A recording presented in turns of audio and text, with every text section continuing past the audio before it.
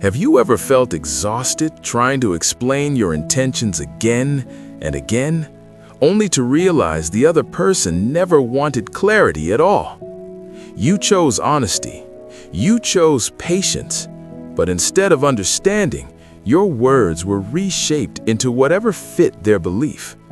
This story is about a man who learned a quiet but fearless truth.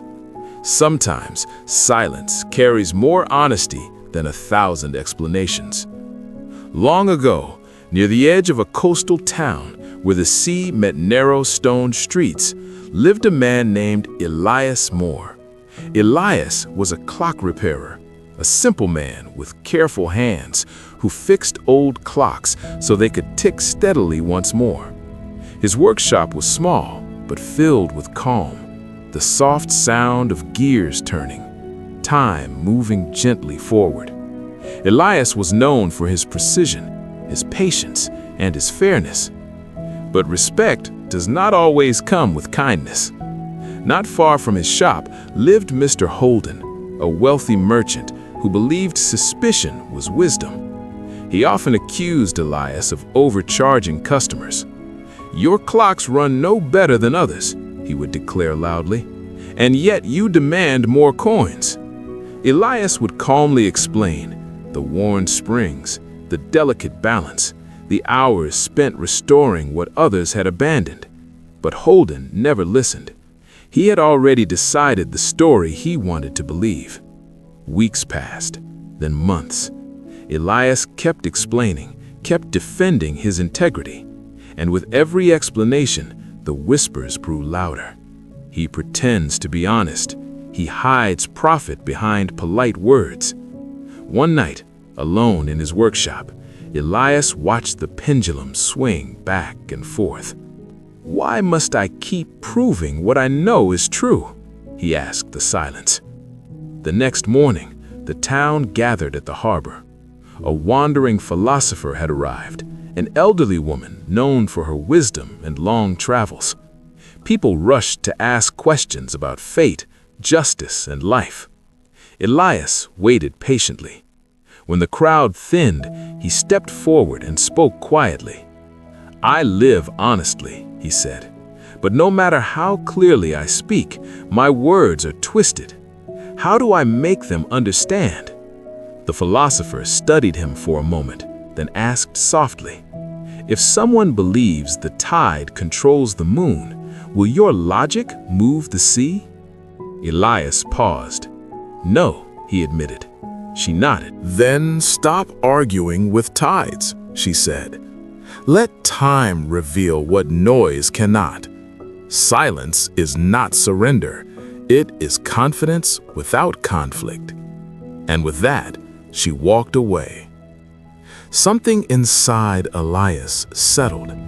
A weight he had carried for too long finally loosened. From that day on, Elias stopped explaining himself. When accusations came, he remained calm. When mockery followed, he stayed silent. At first, people assumed guilt. "Look," they said, "he has nothing left to say." But Elias continued his work with quiet focus. Each clock he repaired ran smoother than before. Each tick steady, honest, reliable. Sailors passing through the town began to notice. They trusted his clocks to guide them across the sea. Merchants from distant ports sought his skill, not because of his defense, but because of his consistency. One evening, Mr. Holden himself entered the workshop. He avoided eye contact, placed payment on the table, and asked for a repair. Elias accepted without a word. No pride, no resentment, only professionalism. Days later, Holden was seen staring at his clock, listening to its steady rhythm. Something had shifted, not through argument, but through experience.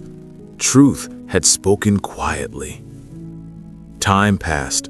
Elias's shop became a place of peace. He spoke when needed, but never to justify his existence. One afternoon, a young girl asked him, "Why do your clocks feel different from others?"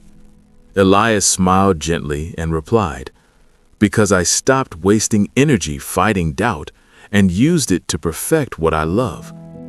The clock ticks softly beside them. Sometimes the bravest response is silence, not because you have nothing to say, but because your truth no longer needs approval. You don't owe explanations to closed minds. You don't need validation from those who refuse to listen. Peace is not found in being understood by everyone.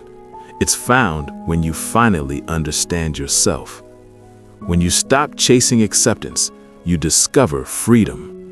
And in that quiet freedom, life feels lighter, calmer, real. If this story resonated with you, remember, many more fearless stories await you here. Subscribe to Fearless English Tales, where every story carries strength, clarity, and inner peace. Thank you for listening. Until next time, stay grounded, stay fearless, and protect